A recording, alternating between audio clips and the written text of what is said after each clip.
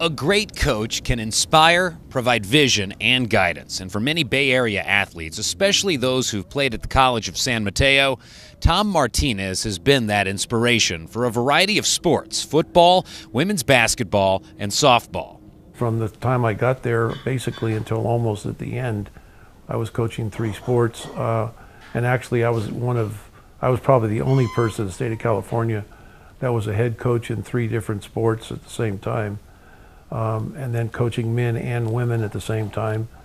So it was obviously a full-time commitment. Martinez coached at the College of San Mateo from the mid-'70s to 2007. And for a 3-year period of time in the late 70s, the women's basketball team won 3 consecutive Northern California championships with a combined 94-4 record. I never felt like I wanted to ever cheat the women. And so I gave them the same energy and notoriety that I tried to give the guys. All told, with basketball, football, and softball combined, he's the winningest coach in the history of California community colleges. I think the most remarkable part of it was, of all the teams that I coached, women's softball, women's basketball, and football, no player that ever played for me while I was a head coach ever had a losing season. So we didn't win in one sport and put in the time in the other. We won in all 3 of them, and again to the extent of 1,400 career wins. He's perhaps best known in his coaching career for working with quarterbacks, namely NFL MVP and San Mateo native Tom Brady of the New England Patriots. And Martinez has a unique teaching tool involving the telephone.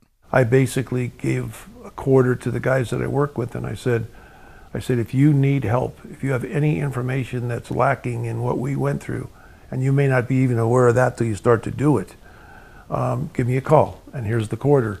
And I will never call you. You have to call me.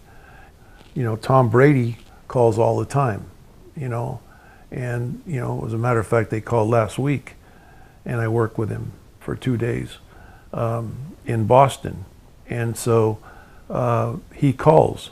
Now the coach is getting calls, letters, emails, and an outpouring of emotion from many of the people whose lives he's touched as he battles life-threatening kidney and heart conditions. I'm on dialysis, so I was trying to find a kidney so I could do a kidney transplant, and I had unbelievable people just say, hey, you've done great for others, and if we can help you, if I can help you, I'm more than willing to. And so the outpouring of affection and the letters that were received from the players was very emotional and touching to both myself, our family, and our daughters and sons. So with that, I went from there to the point that obviously I'm still here.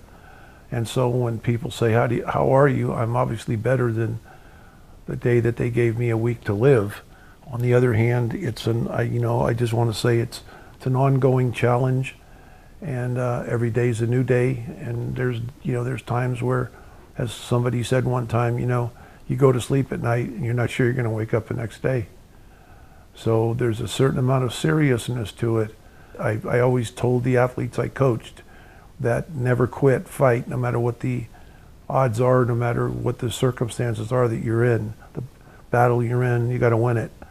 And so that led to their attitudes about the way they went about playing. And they're telling me all the time, Coach, fight. You told us to never quit, and now you can't. So that's a motivation in and of itself to, practice what you preach.